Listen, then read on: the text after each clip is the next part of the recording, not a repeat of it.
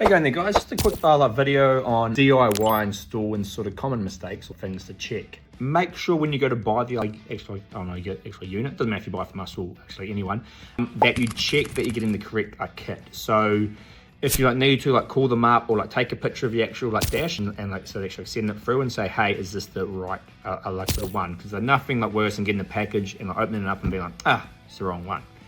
2, make sure they have phone support, live chat support, whatever it is, so you can get help when you're doing the install in case something goes wrong.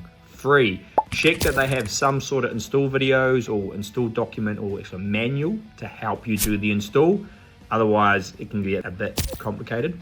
4, check the full spec sheet of the unit. It's not just about the gigabytes and the RAM. There's actually a lot goes into the actual units. So do they provide a full spec sheet that shows you all the actual breakdowns, or probably 20 actual lines? Because it's not just the RAM or the actual the gigabytes, it's all the other stuff that actually really make a quality unit up. When you go to put the unit in, watch the video first, check on the manual before you get it. Just I guess make sure you're ready to put it in. Pull it out, put all the plugs in, and then before you put it back in, check that everything is actually working. I'll link down below to our post-install video, and you can check out that because we have a checklist. But basically, do you have your reverse camera, your steering wheel controls? Do you have sound? Do you have AM and FM reception? Check those are all happening. If you don't, check that the pins aren't bent in the plugs, or that they're all plugged in the right place. Take your time and always double check all the plugs.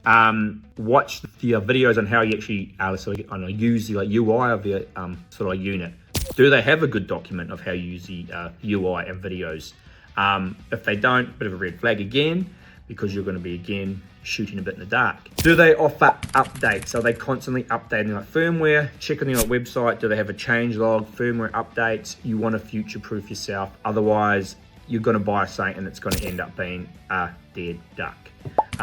Do they have an easy return policy, and do they offer a long warranty? You ideally want at least 2 years warranty, because this is something you're going to use every day and you want a bit of longevity out of it. I wouldn't go and buy something like this off of Amazon or eBay or something, because you're limited in how much communication you can have with the seller. The good thing is on eBay and Amazon though, you are actually protected, I guess, if something actually does go wrong. Just a few tips. We have so many of our customers have actually horror stories. Either one, they can't get any help and they won't even give it actually back to them, so they actually ghost them like a dead duck. That goes in the bin. The customer's always should have just spent the money with you guys to start with, because now it was cheaper, but now I have to spend again. We hear that all the time. 2, the units, it goes in okay, but it's slow and doesn't hook up and they can't get updates and it's a bit crappy. So check the longevity of the units. That's about it. Good luck. Enjoy doing your install. Updating the head unit in your car is a game changer, especially if you enjoy your car, you just want some better tech. So hope this helps.